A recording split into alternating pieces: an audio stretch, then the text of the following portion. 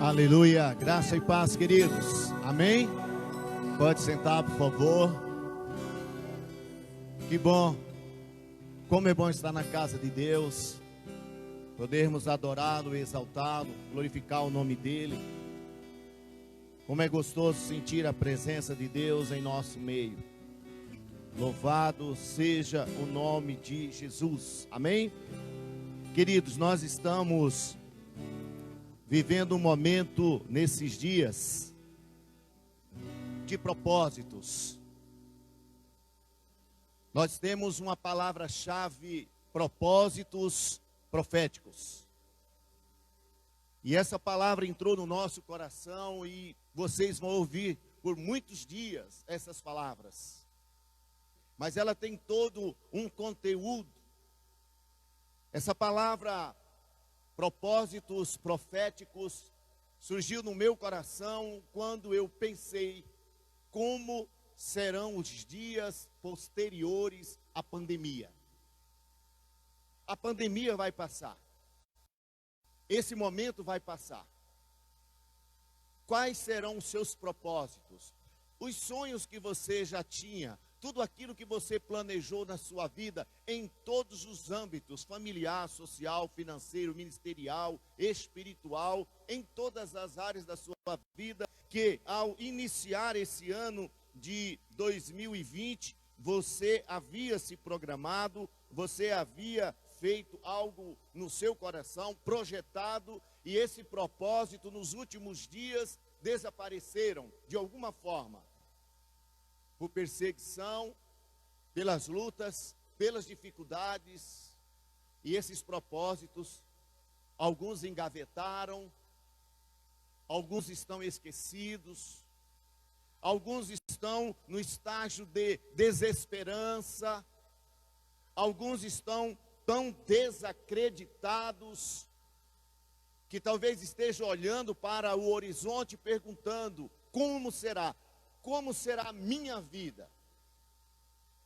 Então, eu tenho esse entendimento que nós precisamos reviver, ressuscitar, justamente nesta hora, neste momento, os propósitos que Deus tem para a nossa vida.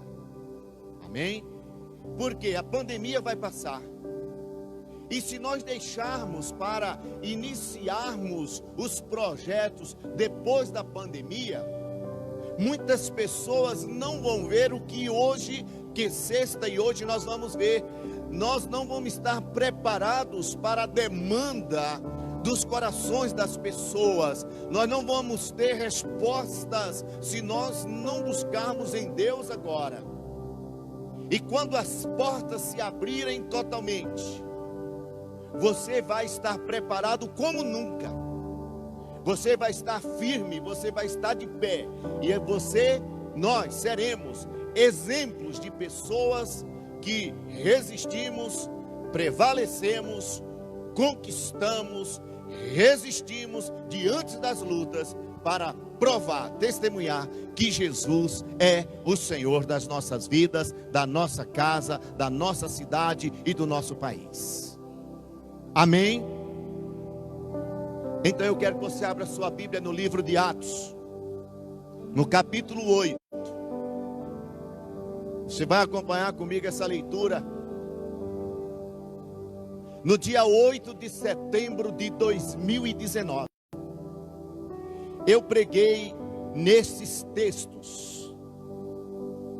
No dia 8 de setembro de 2019, eu fiz uma reflexão sobre a perseguição que não no nível que estamos, mas no dia 8 de setembro de 2019, essa palavra veio no meu coração e eu compartilhei com todos aqui.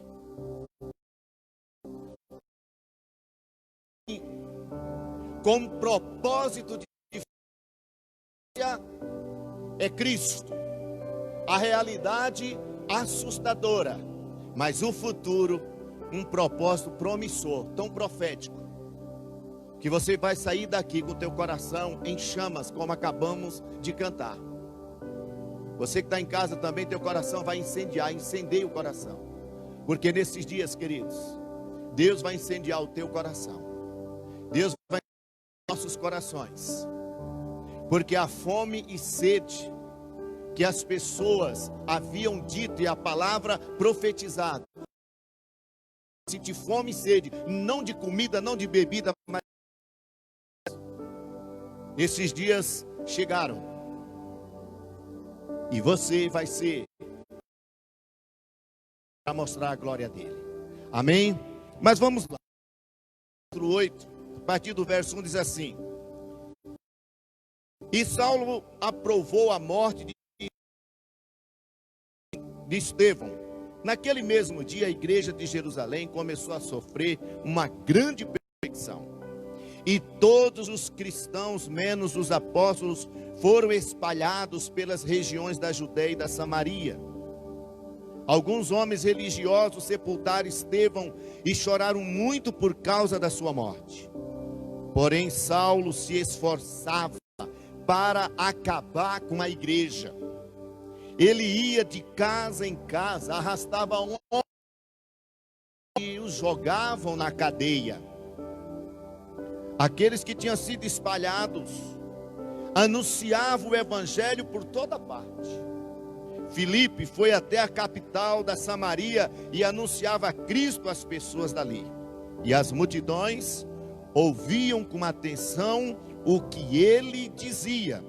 Todos o escutavam e viam os milagres que ele fazia. Olha só o versículo 7.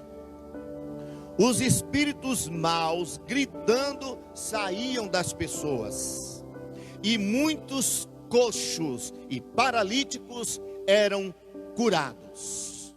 E assim o povo daquela cidade ficou muito alegre. Amém? O tema de hoje é a perseguição. Na perseguição surge um povo com propósito. Quando eu olhei para esses textos hoje e comecei a meditar, eu comecei a ver que nós como igreja não era isso que nós queríamos, não era isso que desejaríamos, mas nós nos preparamos em muitos aspectos da vida, espiritualmente, para alguns materialmente, para muitos familiarmente, mas nós nunca nos preparamos para enfrentar um quadro de pandemia como este. Nós não fomos preparados emocionalmente, psicologicamente, familiarmente, espiritualmente, para enfrentarmos desafios tão grandes quantos estamos vivendo hoje.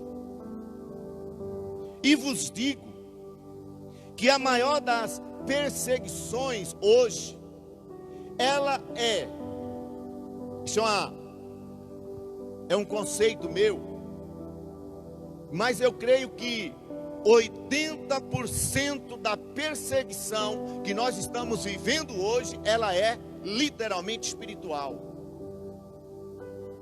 Porque financeiramente, Deus tem sustentado a sua vida.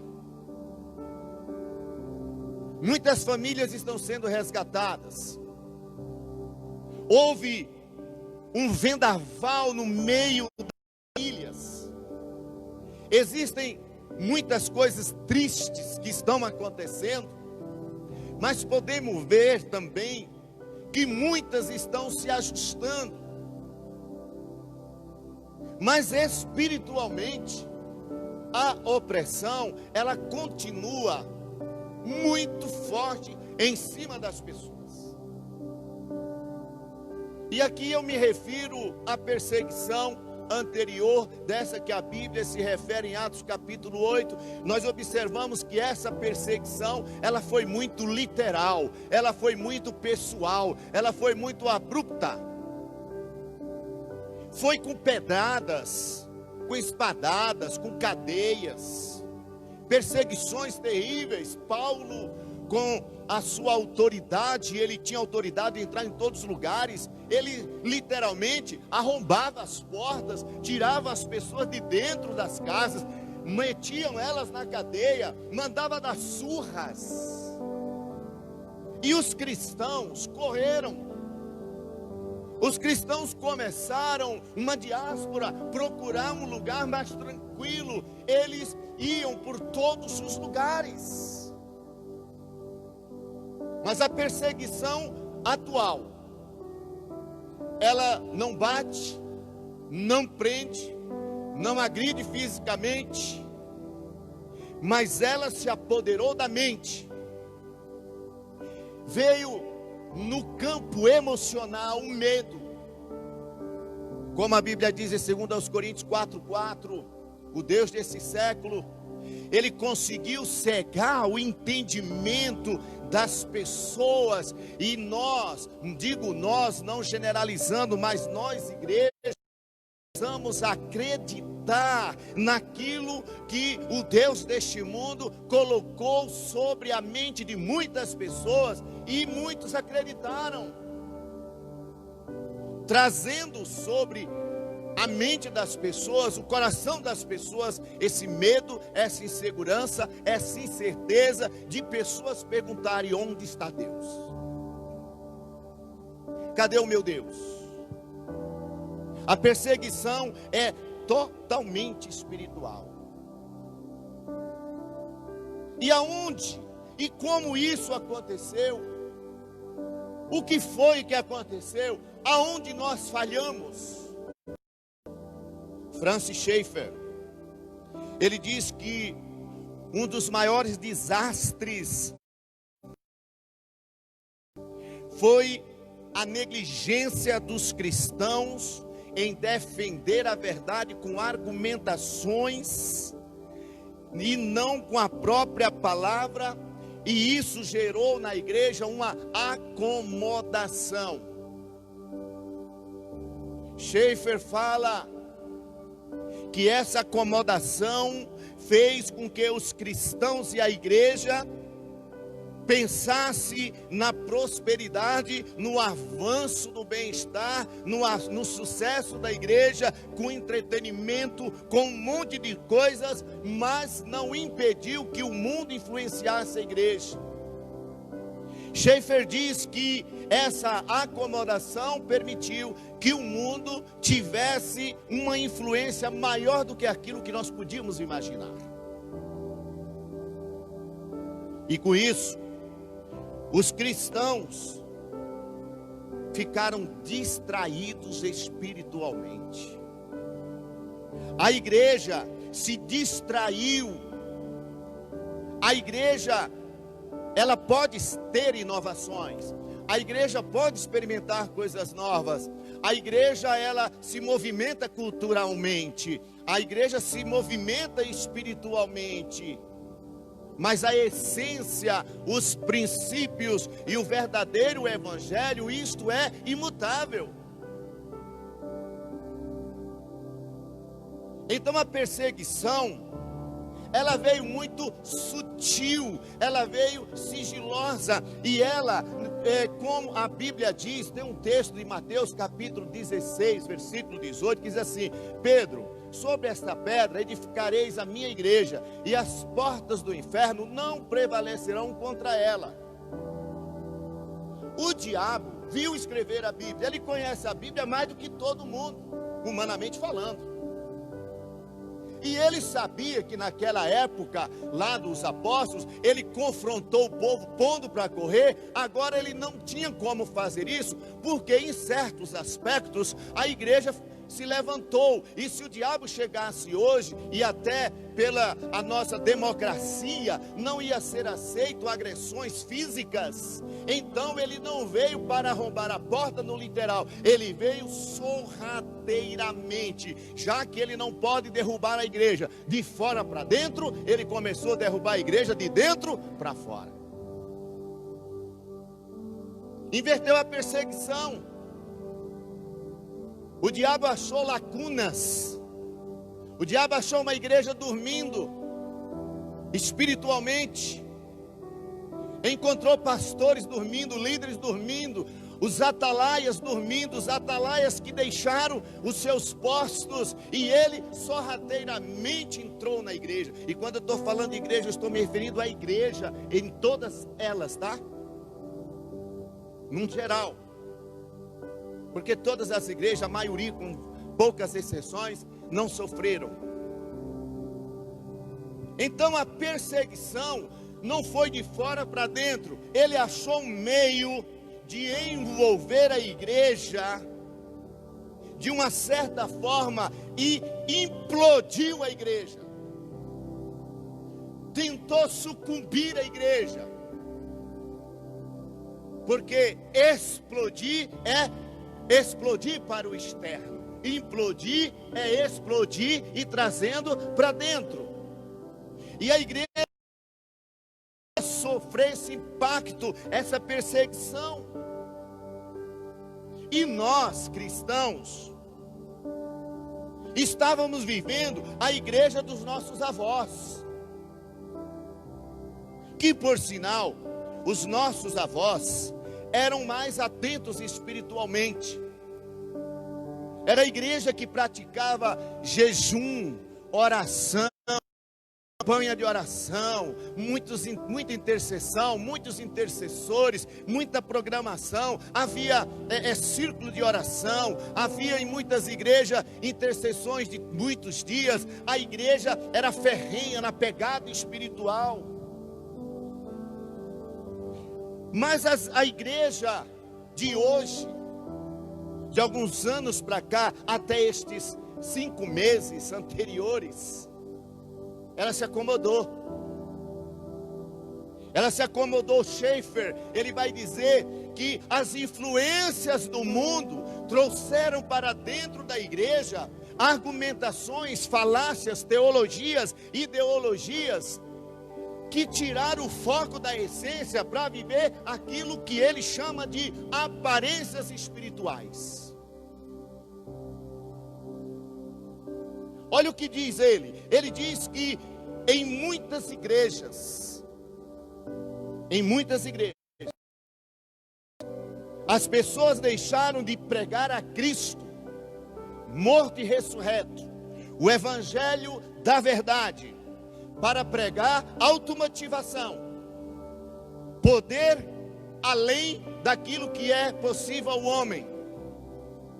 Muitas mensagens com o nome do Espírito Santo, não pelo Espírito Santo. E com isso, entrou na igreja as heresias espirituais. Começou a entrar na igreja a ilusão do mundo, tudo é normal. E com isso veio uma das coisas que o diabo é pai, a mentira. Mas aqui ele entra com o engano. Engano e mentira são sinônimos. E ele veio com as suas astutas ciladas, como diz Efésios capítulo 6. E ele trouxe na vida das pessoas um encantamento. E esse encantamento é espiritual. Agora, abre a tua mente. Deus Todo-Poderoso, Ele nos convence pelo seu Espírito. A Bíblia é a nossa base. O diabo é Deus deste mundo. Ele não é um anjo qualquer. Ele não é um bicho qualquer. Ele é Satanás, o adversário. Ele peitou Deus. Ele derrubou 1/3 dos anjos do céu. Ele tem poder. Ele só não tem glória. Como eu ensinava na escola bíblica, ele chegou a colocar Jesus em situação de Jesus se defender com a própria palavra, porque ele veio com seus encantamentos. E ele conseguiu fazer isso em muitas igrejas, começando pela vida dos cristãos.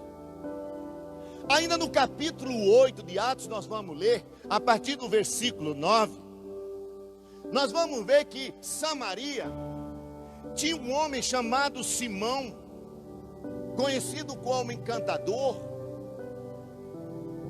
esse homem, ele tinha poder, esse homem tinha argumentação. O povo daquela cidade chamava ele de Deus e dizia assim: este homem é usado por Deus. Está na Bíblia.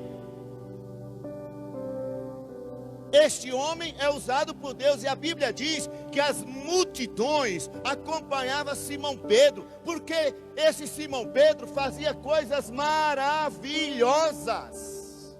Eu estava lendo num comentário de Dwight Moody, e ele diz que esse cara, com seu encantamento, eles faziam as pessoas achar que estavam curadas e libertas, pelo poder da sua argumentação, pelo poder que ele usava com as pessoas, até que chega Filipe. Filipe foi a pedra o calcanhar de Aquiles de Simão, né? O encantador. E Filipe não fez nada mais, nada menos do que colocar em prática aquilo que ele já tinha, mediante a umas circunstâncias que eles estavam vivendo. E aí eu volto na palavra da perseguição, porque a Bíblia, nós acabamos de ler que no tempo da perseguição, as pessoas que se espalharam por todo lugar que eles iam, eles pregavam a Cristo, o Evangelho de Jesus. E quando Filipe começa a pregar a verdade do Evangelho, a essência do Evangelho, em perseguição.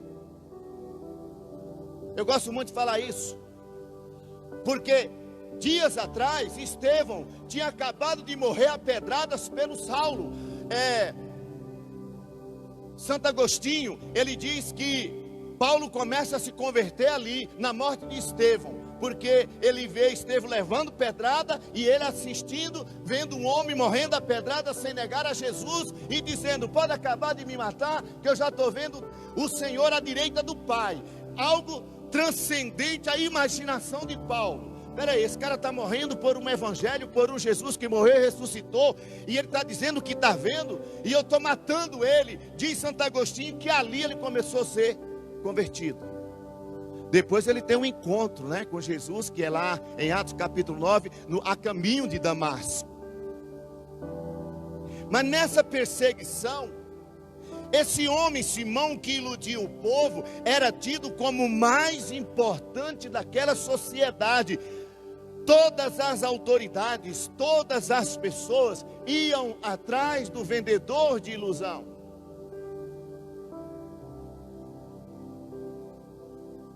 Hoje, a perseguição, ela veio tirando a reverência, o entendimento, o temor da palavra. A perseguição veio trazendo uma cegueira, não dos olhos, mas da mente. O amor esfriou, a fé esfriou, não generalizando. A solidariedade, a compaixão, a misericórdia, a empatia, que é a palavra da moda, foi sendo tirada do seio da igreja. Algo que não é novidade. Se você chegar em casa e ler Atos capítulo 2, do versículo 42 ao 47, você vai ver nos primeiros versículos, principalmente no 42, as essências da igreja, que ela prevaleceu.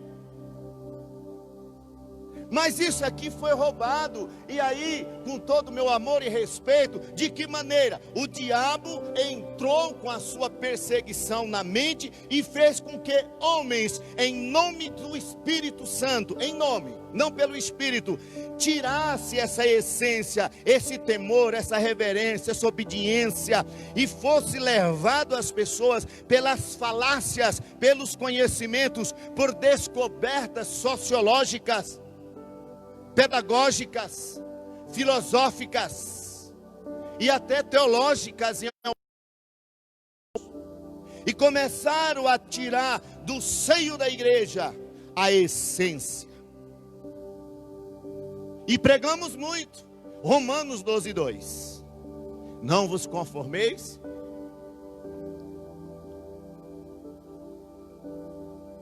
com este mundo, mas renovai a vossa mente.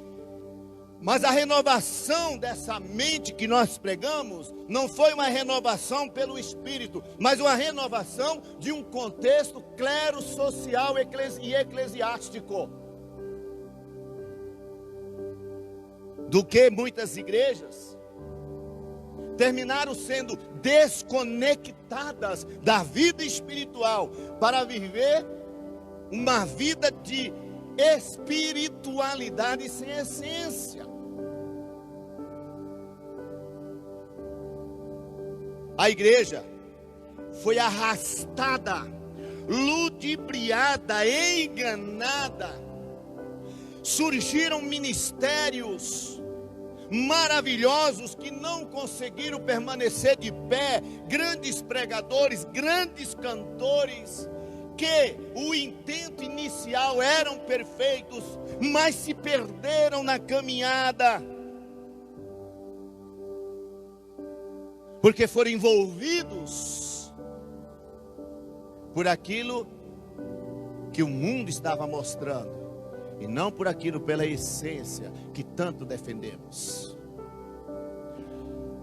Então, nos Estados Unidos, um homem chamado Charles Swindoll, eu não sei se é assim que chama, porque em inglês eu sou meio complicado para falar inglês, mas um homem chamado Charles Swindoll, ele conta uma história que um pregador, ele era excelente em suas mensagens, ele pregava muito. A sua igreja tinha milhares de pessoas, e as pessoas iam, porque ali ele estava, para onde ele ia, ele arrastava multidões. E um dia, esse homem, encantado com tudo aquilo que acontecia, embora não era uma maldade do seu coração, mas era a realidade, ele saiu da igreja e foi fazer uma pesquisa com os membros e as pessoas. E quando ele começa a perguntar sobre a vida cristã de cada pessoa, ele levou um susto. Porque mais da metade daquela igreja não sabiam quem era Jesus. Olha que coisa horrível. Era um avivamento, irmãos. É interessante que Charles Swindoll, ele diz que era um momento de avivamento daquela igreja. Aquele povo estava vivendo arriba lá para cima e chupabala house. Todo mundo pulava e sapateava. Estava errado? Não. Estavam fazendo certo de forma errada, com um foco errado. Tinha uma vida espiritual, mas não uma vida com o Espírito. A igreja vivia de eventos, mas não de essência do Evangelho. Então aquele pastor, ele começou a perguntar para as pessoas como é a sua vida cristã, e as pessoas começaram a dizer a mesma coisa, não mudou nada. Meu marido, minha mulher, meus filhos continuam iguais. Por quê? Porque eles viviam um avivamento de igreja, não vivia um avivamento de alma interior, coração e transformação. Estão conseguindo assimilar a ideia da perseguição, irmãos? Estou conseguindo expressar, pastor? Porque é tão vasto, né? Então tinha avivamento? Tinha. O ministério de louvor era encantador. O povo saía da região para ver eles tocar e cantar. Escute, ele diz que milhares de pessoas iam aonde aquele pastor ia, só para ver ele pregar. E ele pregava em nome do Espírito, mas não pregava com a essência do Espírito. Porque ele pregava um avivamento que agradava as pessoas, que agradava a sociedade. Era literalmente Simão, o encantador. Olha que coisa séria, igreja. E quantos Simãos não existem hoje? Quantos Simãos encantadores não existem hoje?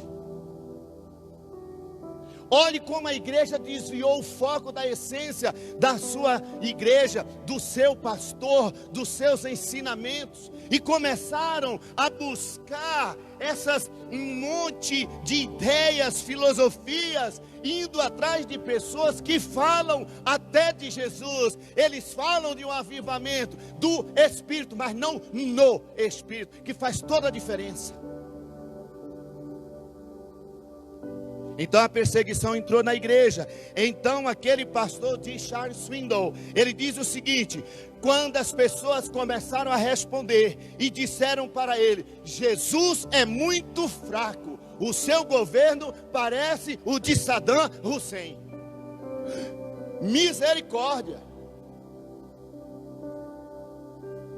Porque em alguns momentos ele pregava um Jesus tão radical, que mata, que já manda para o inferno, e que não tem dó, e que parecia aquele Jesus que já tinha sentenciado já o tribunal da vida eterna. As pessoas tinham medo de Jesus e falavam que ele era igual a Saddam Hussein, não tinha dó, matava.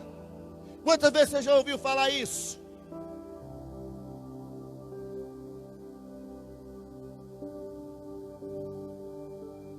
Fulano pecou, manda embora. Fulano fez errado, exclui. Fulano pecou, expõe.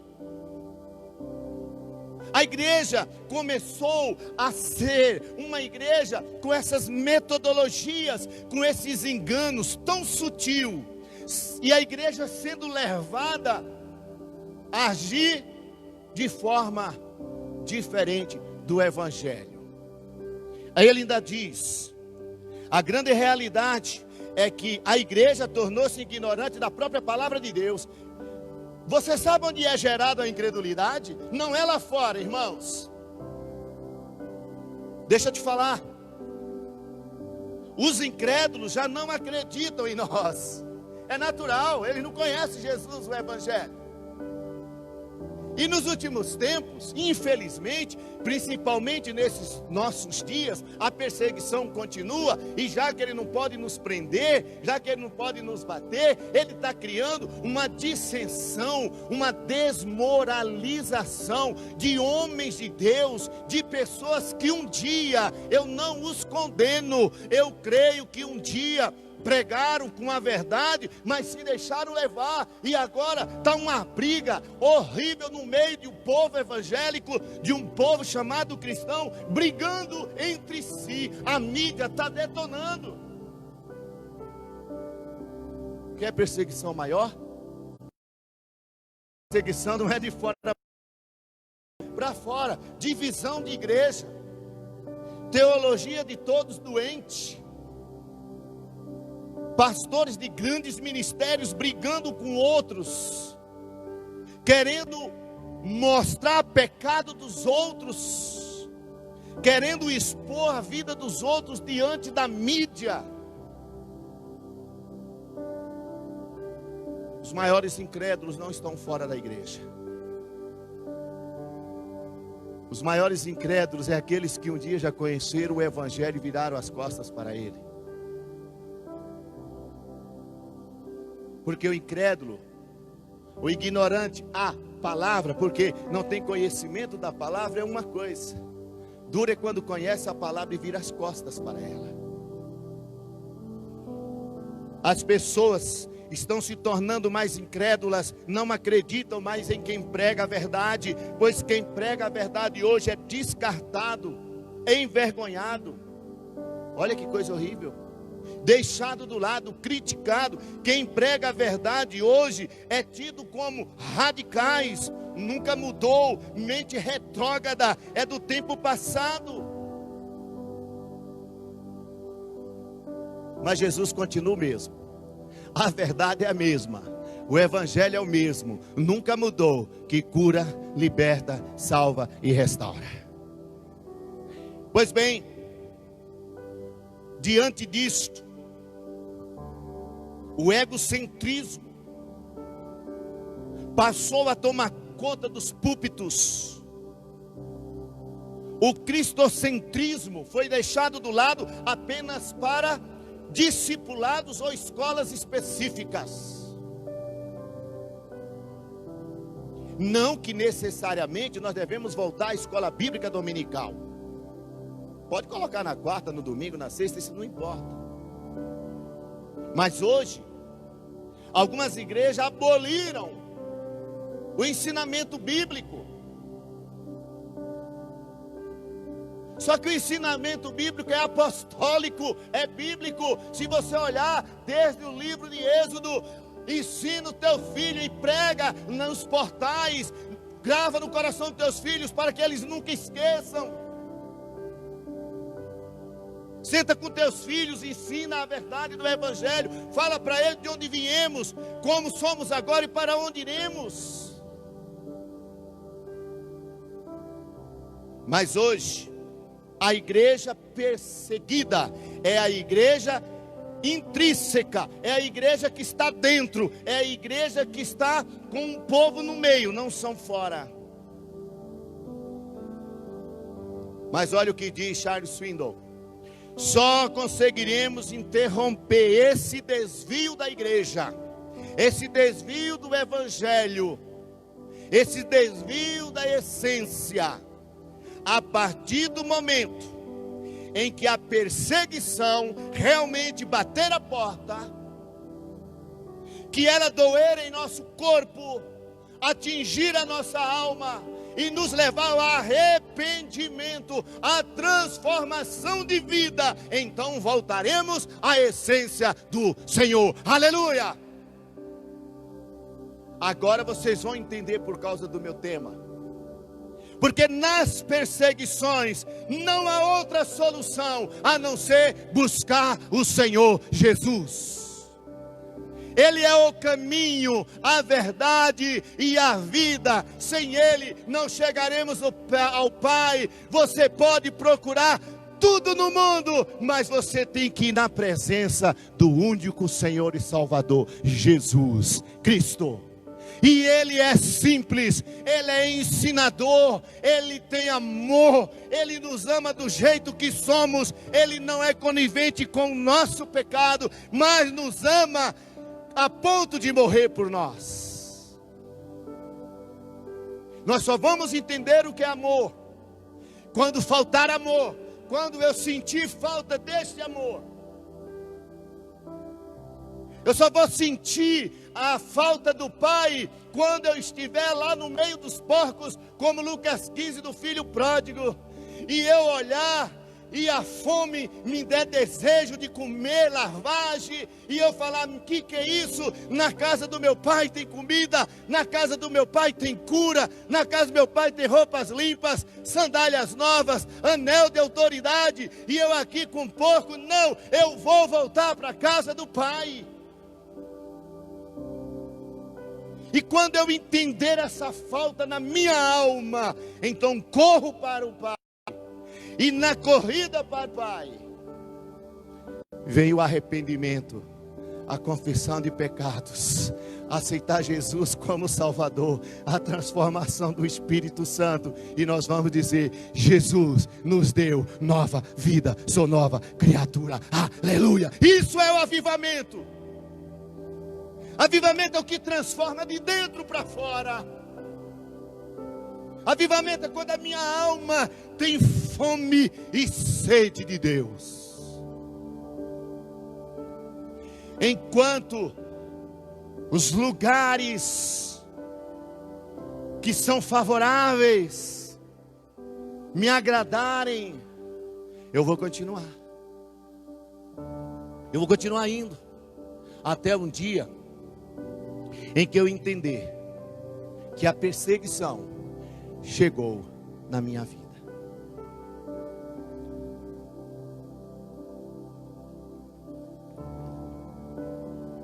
Pois bem, querida igreja, então a perseguição chegou aos cristãos. Na hora que chegou a perseguição do livro de Atos capítulo 1, eles correram, mas eles não tinham outra razão, outra motivação na vida, a não ser pregar o Evangelho.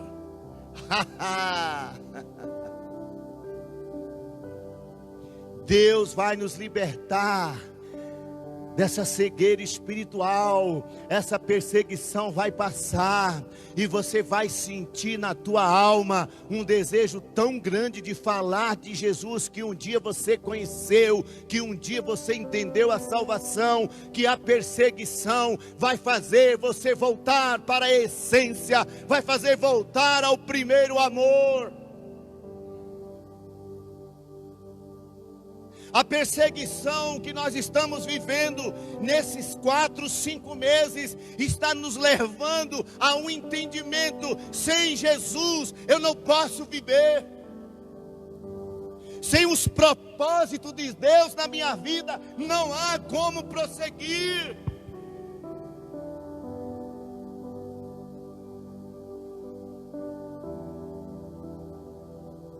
Quando a perseguição avançar na minha vida, eu vou ser o testemunha que Ele me preparou pelo seu Espírito. Olha que coisa forte.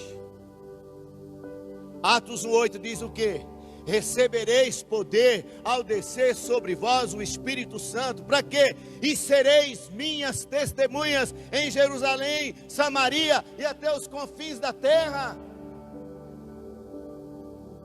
O poder do Espírito Santo, a capacitação é para que eu e você, para que nós, como igreja, testemunhemos da grandeza de Jesus. Pois aqueles homens apedrejados, perseguidos, foram testemunhar: ei, Jesus me salvou, morreu, mas ressuscitou e Ele ainda é vivo. Isso é avivamento, é isso que a minha alma necessita, é isso que a tua alma precisa entender.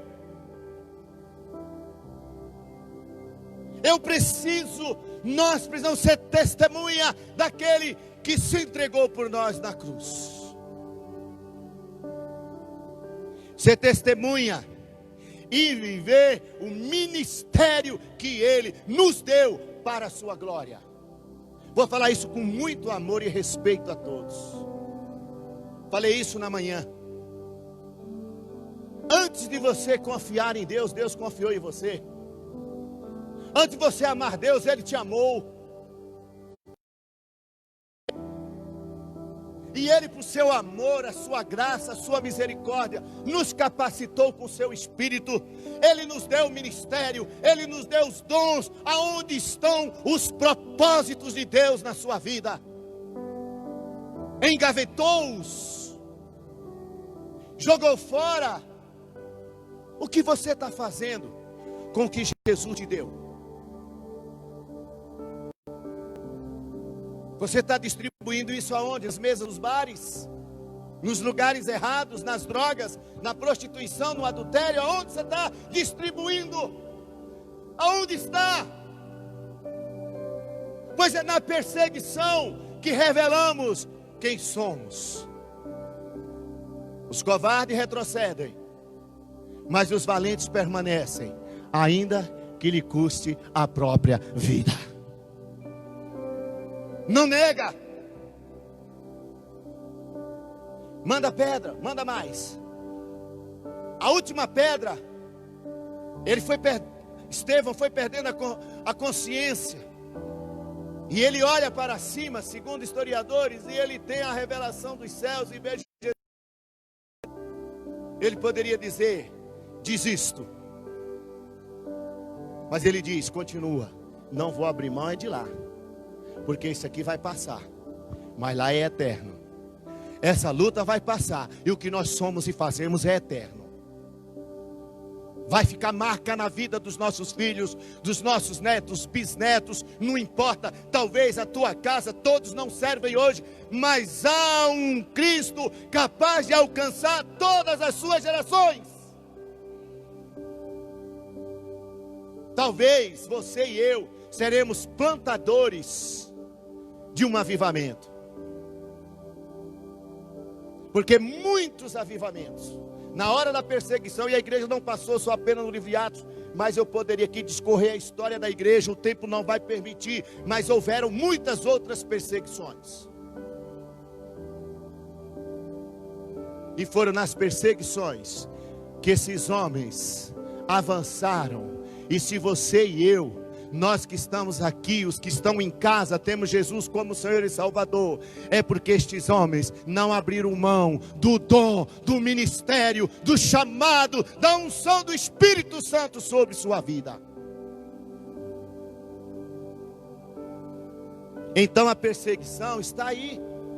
Essa perseguição vai te levar para lugares inesperados. Você não sabe o que Deus pode fazer através da sua vida, da sua descendência. Temos que estar preparados, e aqui eu entro na essência dessas mensagens, propósitos. Nós temos que estar preparados para o inesperado. Você não sabe a hora que Jesus vai te usar, meu irmão. Você não sabe a hora que o Espírito vai te usar.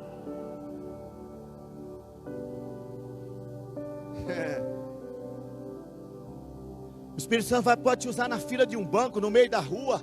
Eu já ouvi tantas histórias. Eu poderia contar N histórias minhas, de estar dormindo, Deus me acordar e mandar eu ir atrás de gente, de estar na rua, Deus mandar falar com pessoas, de estar na rua e Deus mandar o que eu tenho nas mãos, entregar para eles. Eu tenho N histórias inesperadas. Olha para mim, porque Deus gosta de surpresa. Só que todas as surpresas de Deus nos leva a níveis mais altos da sua glória e mostrar quem verdadeiramente somos nele. Você não sabe, irmão, o que uma perseguição pode te levar. O inesperado talvez seja demais aos seus olhos, mas talvez o inesperado pode ser como o apóstolo Paulo. Vai ter que descer, alguns dizem, cair pelo chão, ficar cego por 3 dias. E você vai depender do irmão mais simples da igreja para botar a mão na sua cabeça e dar um recadinho de Deus para você. Ou você me serve, ou você morre. Ou você faz o que eu te mando, ou você não vai servir para nada.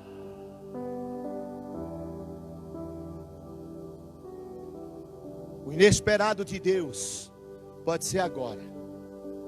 Você chegar em casa, e aí eu já vou entrar na última parte do meu sermão. Porque na perseguição do inesperado é onde se manifestam os dons espirituais. Eita, meu Deus! Acho que eu estou até vendo. Você não sabe o que está passando aqui na minha mente. Vocês não. Eu quero que vocês consigam ver o que eu estou vendo. Na perseguição, no meio das lutas, é que os milagres acontecem. Olha que eu quero conjecturar uma situação. Para que eu quero milagre? Se eu estou com minhas contas pagas, estou bem com a minha mulher, o meu salário cai todo mês, e eu estou tranquilo, minha vida está sossegada, a pandemia não me atinge nada. Para que eu quero milagre? Eu só tenho que agradecer. Mas tem alguém que precisa de um milagre. Como sei que todos nós precisamos, indistintamente. O primeiro sou eu. Eu estou precisando de um monte de milagres. Todo mundo precisa. Mas é na hora da perseguição, é na hora do inesperado que as coisas de Deus acontecem. E aí, queridos, eu quero terminando meu sermão, convidando você a abrir de novo a sua Bíblia em Atos, no capítulo 8, nós vamos ler os textos finais.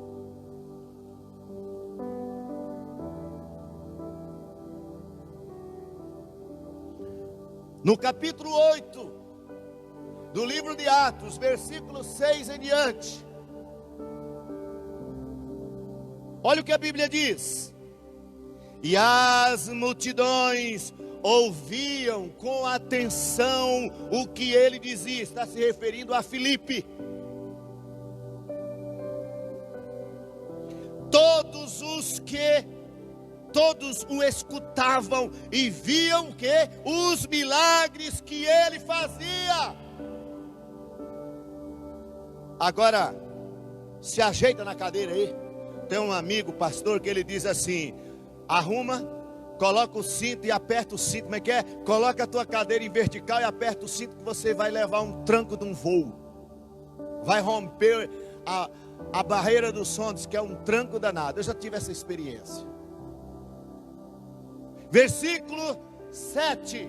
Os espíritos imundos saíam gritando de muitas pessoas, e os paralíticos, os coxos eram curados. Aleluia!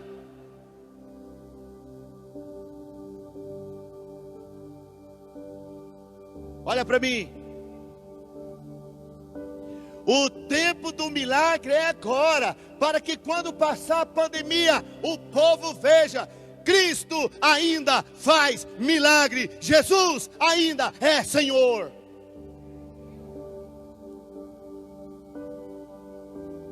É agora que você tem que mostrar o poder de Deus. São nas fraquezas que nós encontramos força. A Bíblia diz: Deus se aperfeiçoa no que em nós? No que é que Deus se aperfeiçoa em nós? No que é? Nas nossas fraquezas. Ei, você é fraco aos olhos dos homens, mas você tem a medida que Deus quer para usar. Aleluia! Deus te deu ministério, Deus te deu dons, Deus te capacitou, foi para você servir a Ele. Nós somos canais de milagres. Aquela cidade se alegrou, aquela cidade ficou muito alegre e feliz. Não foi a cidade primeiro para mostrar Jesus, primeiro se mostra Jesus e a cidade vê a glória dele. Por isso, 2, versículo 47 diz assim: a igreja caiu na graça de todo o povo, e Deus acrescentava os que iam sendo salvos. Aleluia! É agora. Pastor, mas está uma briga de fulano, deixa eles brigarem. Uma hora eles se entendem. Pastor, mas a pastora mandou matar o marido, problema dela. Ela vai se ver com Deus, ela se vê com a lei. Pastor, o padre roubou não sei quantos milhões, problema dele. Ele vai se ver com Deus, ele vai se ver com a sua situação com Deus. Ah, mas foi o João não sei do que, foi o pastor não sei quem que está brigando com fulano. Deixa, irmão, Deus quer usar você, Deus vai acertar com eles. Deus está falando com você aqui hoje.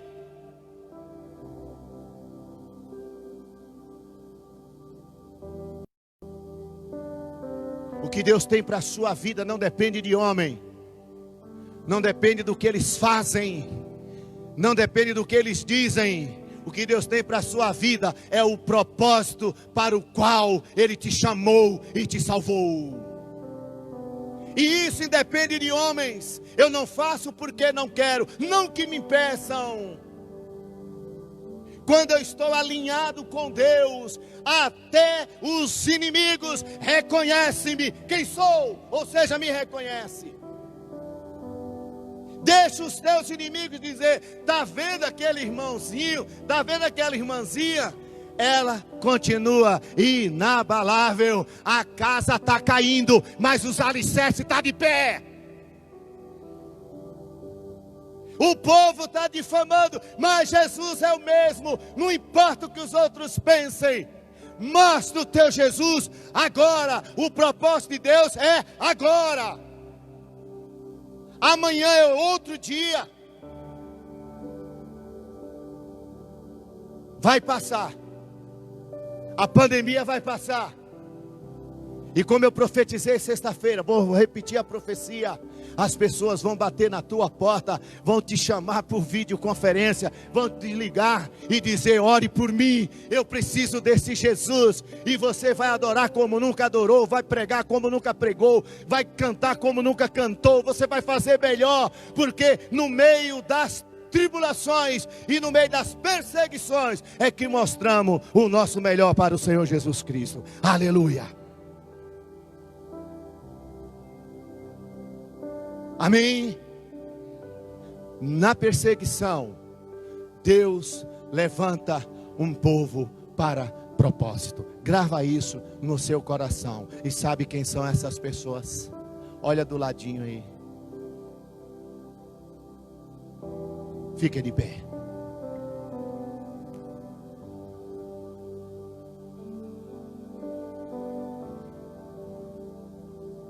Deixa eu te dar uma palavra rema em propósitos proféticos. Não se negue a fazer o seu bem só porque você está em lutas.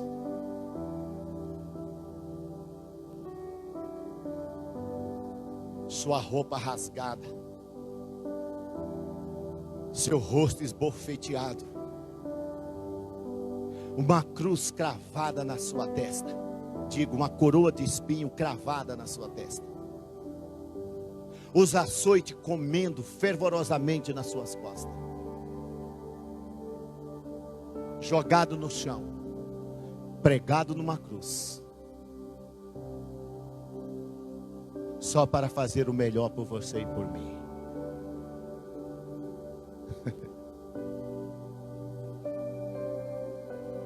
Você não sabe o que você é diante de Jesus.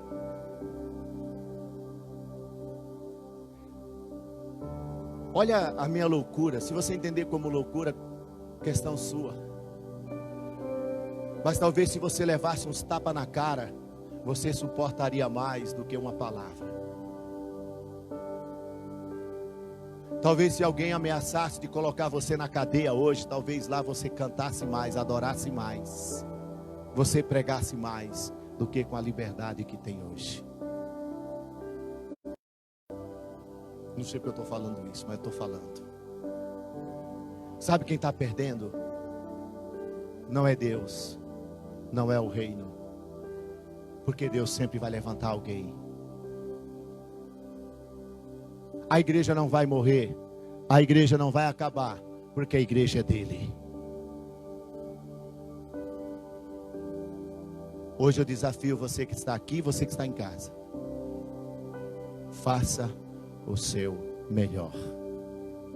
Porque nas perseguições, nas lutas, nas tribulações, é que mais podemos ver a glória de Deus. Amém? Você recebe essa palavra no seu coração? Amém? Aleluia. Talvez esse seja o dia de reconhecer. Talvez seja o dia de dizer assim: meu Deus, eu vou ficar eu vou ficar sem essa glória do Senhor até quando? Você já está na perseguição, irmão. A perseguição vem por palavras, por pessoas, por N lados, até nossa mulher, até o nosso marido, às vezes são nossos perseguidores. Hoje eu falava para uma irmã: você sabe quem mais nos persegue é dentro de casa. Oséias disse isso, Davi viveu isso, José do Egito, então nem se fala como viveu isso. Mas esses homens superaram e hoje são exemplos para nós. Olhe Daniel.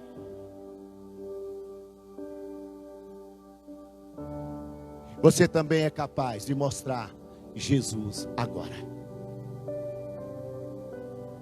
Coloque diante de Deus o que você tem de melhor, porque Deus quer usar você. Eu vim aqui hoje para profetizar esse propósito na sua vida. Deus não precisa. Um dia eu recebi uma palavra aqui nessa igreja, e eu vou repetir ela, não fui eu que profetizei, mas eu recebi uma palavra: pastor, Deus não vai precisar trazer de fora, porque neste lugar Deus vai levantar homens que mudarão a história dessa cidade. E eu creio. Eu estou crendo. Eu estou tendo lutas muito grandes. Não são poucas nem pequenas. Mas eu entendi. O propósito não veio de mim, veio dele para mim, do jeito que veio dele para a sua vida. Amém? Do jeito que veio dele para a sua casa, para a sua família. Propósito prevalece. Quem entendeu a mensagem de sexta-feira é que Ele providencia tudo para que você cumpra o seu propósito. Põe a mão no seu coração, eu quero ministrar uma unção sobre sua vida. Espírito Santo de Deus, pela autoridade do Teu nome, Senhor, pela autoridade do nome de Jesus, pelo poder, meu Pai, de ministro do Evangelho, de sacerdote deste lugar, eu impetro agora na Tua autoridade uma nova unção sobre Teus filhos, um renovo, meu Pai.